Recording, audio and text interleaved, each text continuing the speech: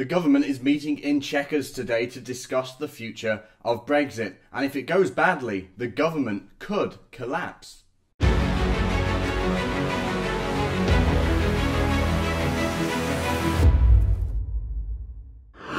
So as I'm recording this right now, the government and all the cabinet ministers are in Chequers in the country retreat of the Prime Minister, and they're discussing their plans to finalise the details of leaving the European Union. And phones have been seized and everything. This is serious stuff. Politicians are basically being held up at the country retreat to ensure that they can finally come to a deal. And Sky News has reported on this, saying, "Ministers will have their phones removed on arrival at Chequers in Buckinghamshire, and talks will continue into the night, with the PM warning that they have a duty to agree the shape of our future relationship with the EU.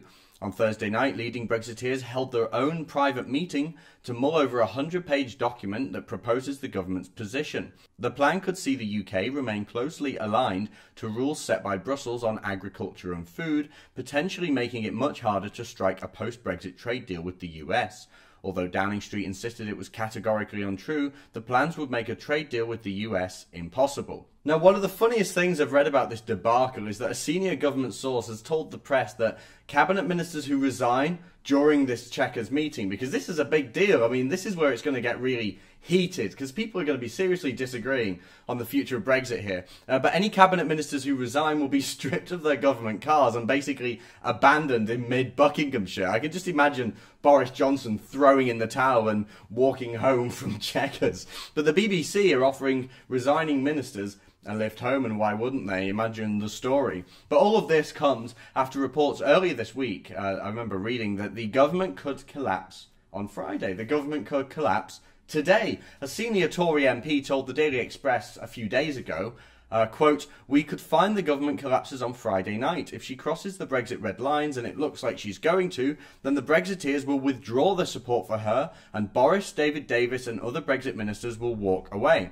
I mean, this is a mess, isn't it? I bet the Labour Party genuinely is actually glad they didn't win the last election, because nobody would want to have to make these decisions. Nobody would ever want to be the Brexit Prime Minister. This is a nightmare situation. I mean, there are things that could have been done to make the whole thing simpler, walking away being one of them. But this whole process was never going to be simple, especially when you've got a parliament and you've got a House of Commons and a House of Lords filled with parliamentarians who despise Brexit and want to reverse it at every opportunity. But the Labour Party is doing their best job of pretending that they could do it better. And they sent the Tory cabinet ministers a cabinet survival kit. I saw this on Twitter earlier. Have a look at this. In it, they get pyjamas, a can for kicking down the road, Brexit fudge, a stopwatch that's counting down the days until actual Brexit Day, and a Boris Johnson special edition of Deal or No Deal. It's quite a good little package, actually. If I was going to Chequers, I'd probably actually take it with me. The pyjamas look pretty nice. But what does all this mean? What does all this mean? I mean, Labour thinks it's easy. It's not. Labour still doesn't have a clear message, or at least a unanimous message across the board for the party on Brexit. So they're making out that this is all just being handled badly by the Conservatives, and yeah, it is. I don't think that the Labour Party would handle it much better, but why exactly is this so tough? The Prime Minister said, "The Cabinet meets at Chequers to agree the shape of our future relationship with the European Union.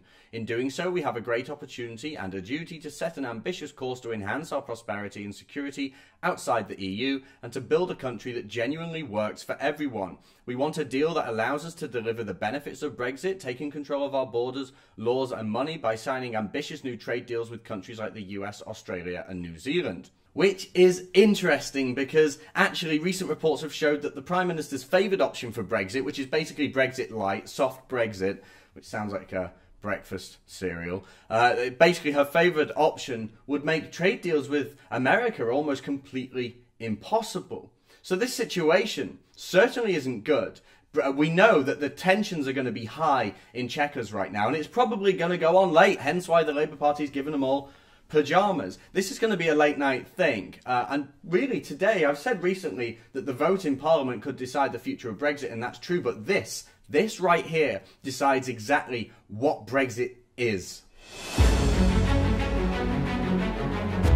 So as the government bickers in Chequers today, the future of Brexit is once again at stake. And it's not just Brexit, by the way, it's the future of our entire country. If Theresa May tries to force through a soft Brexit, which is what she appears to be doing, then she faces two problems. First off, Brexiteers like Boris Johnson, David Davis, Liam Fox, they might just resign, walk away and potentially cause a government collapse. But then the other problem is we risk upsetting Trump. We risk upsetting one of our closest, if not the closest ally of the United Kingdom, the United States, and put a spanner in the works for future trade deals with America. Reports have shown that if she goes down this Brexit light deal, which keeps us closely aligned with trading and requirements of the European Union, it might make making deals with America almost completely impossible, and that's not going to keep Trump happy during his visit. This is an essential time, and at this point we need to maintain our strong relationship with America. It's a key part of Brexit, and we need to continue, by the way, or at least start, showing the European Union who's boss. After today's meeting in Chequers,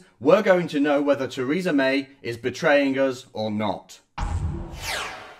If you want to see more from me and the rest of the Rebel team, remember to like and subscribe.